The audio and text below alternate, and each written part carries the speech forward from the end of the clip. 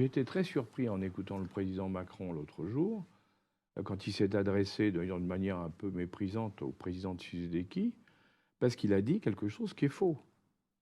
Il a dit, ça fait 20 ans que vous n'êtes pas capable de régler le problème de votre rébellion dans l'Est du pays. Or, ce n'est pas vrai. En réalité, ce qui s'est passé, c'est qu'après avoir mis Kabila à la tête de l'État congolais, Kagame et le président ougandais, parce qu'ils étaient tous les deux, les Ougandais et les Rwandais, ont dit, nous, on veut, en contrepartie, on va récupérer toute la production minière de coltan, c'est essentiel pour les téléphones portables et autres, on va le récupérer, et c'est dans la province de l'Ituri, qui est la province qui est juste à la frontière du Rwanda et du Burundi.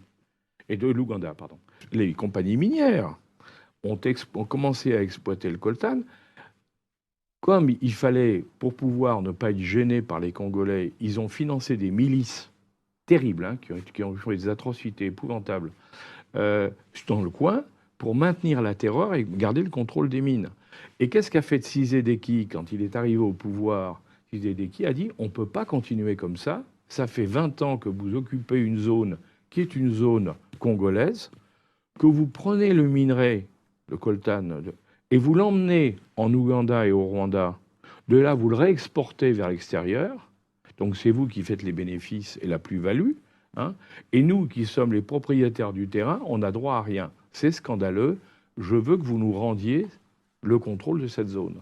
Hein, donc ce n'est pas du tout une rébellion. En réalité, c'est l'exploitation par des compagnies minières contrôlées et aidées par l'Ouganda et le Rwanda de toute la partie est du Congo. Et il y a une statistique, pour ceux qui pourront en douter, il y a une statistique fantastique, c'est vous regardez la production de coltan dans le monde et vous découvrez qu'il n'y a rien au niveau du Congo et qu'il y a plein au niveau du Rwanda, alors qu'il n'y a pas de mine au Rwanda de coltan. Vous voyez? Donc c'est vous dire... Alors, quand il dit qu'il y a une rébellion, non, il n'y a pas de rébellion.